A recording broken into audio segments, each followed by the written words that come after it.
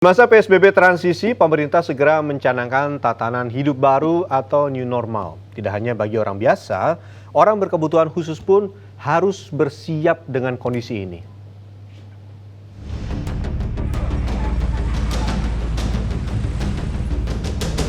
Tidak ada yang pernah menyangka jika ratusan juta penduduk di bumi kini hidup dalam kecemasan akibat pandemi COVID-19. Dampak dari wabah ini begitu terasa di berbagai sektor. Segala upaya pun sudah dilakukan seperti menjaga jarak dan diberlakukannya PSBB.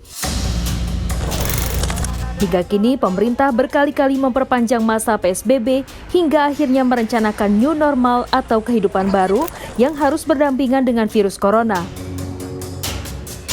Ini pun menjadi kekhawatiran baru bagi seluruh masyarakat, tak terkecuali insan penyandang kebutuhan khusus atau disabilitas yang harus menyesuaikan keadaan terkait new normal.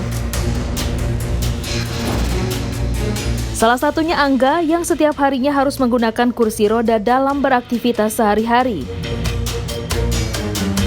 Untuk menghadapi new normal adalah tantangannya dan kesulitannya adalah sulitnya akses disabilitas terutama kursi roda di Indonesia, dan persiapannya adalah dengan cara menyiapkan masker untuk jaga jarak, mencuci tangan pakai sabun dengan hand sanitizer, duduk agak berjauhan dengan para penyandang disabilitas satu dengan yang lainnya.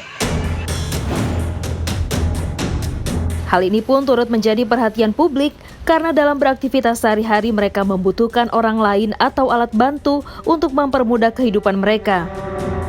Di era new normal yang akan dicanangkan oleh pemerintah nantinya, kaum disabilitas juga membutuhkan perhatian khusus. Disabilitas itu mempunyai hak yang sama dengan kita yang memang Tuhan kasih normal. Oleh sebab itu, kita harapkan di dalam new normal kali ini kita tetap memperhatikan hak-hak daripada kaum disabilitas. Jadi tantangan selama ini kaum disabilitas yang mungkin saja terabaikan atau tidak diperhatikan oleh pemerintah, karena kaum disabilitas yang melakukan belajar dari rumah itu sangat-sangat membutuhkan ataupun diperhatikan, terutama daripada segi pembelajaran alat bantu. Mengacu pada pasal 109 Undang-Undang Nomor 8 Tahun 2016, pemerintah dan pemerintah daerah wajib mengambil langkah untuk menjamin penanganan penyandang disabilitas pada tahap pra-bencana, saat tanggap darurat, dan pasca bencana.